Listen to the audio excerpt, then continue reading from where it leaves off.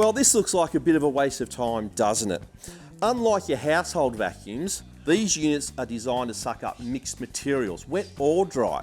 And unfortunately, poor loss of suction like this is very rarely due to the unit itself. It's generally because it hasn't been maintained or the filters haven't been cleaned.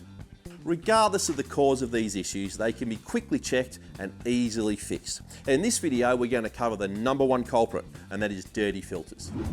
Now, your air filters should be cleaned very regularly, especially in environments like this. And as you can see, this one hasn't been done for quite a while. So let's give it a clean, and I'll show you how to do that right now. Now, cleaning the filter is very straightforward. All you need is an old paintbrush. Before we get to this though, we're going to tap the rubber edges of the filter on the side of the bin. Now, the reason we want to just tap it on the rubber edges is we don't want to damage the paper veins of the filter.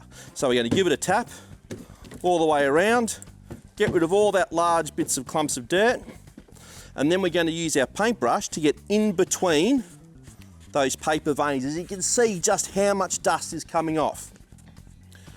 And if you want a really thorough clean and you got one of these handy workshop blowers on hand, you can blow it out.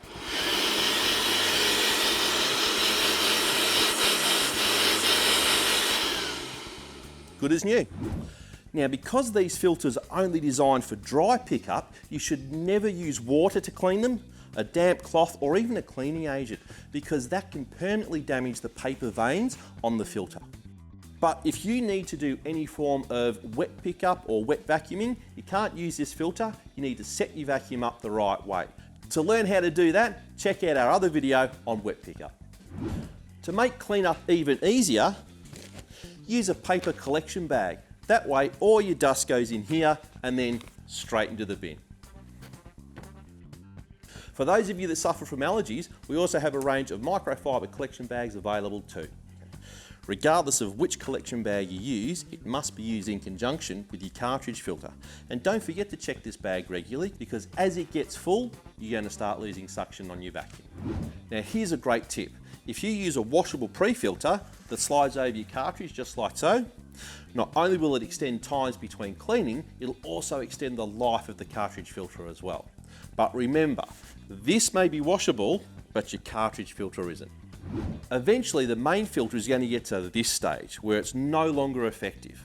And if you persist in cleaning it, all that's going to happen is you're going to end up with more loss of suction. And remember, don't try to run the unit with no filter, because that can actually damage the vacuum. So let's bin that and replace it with a new one, which are available in the tool shop at your local Bunnings store. And remember, to get the best suction out of your workshop vac, make sure you check and clean the filters regularly, and never clean this one with anything wet. And if you want to learn more about wet and dry vacs, check out our other how-to videos. RYOBI, a cut above.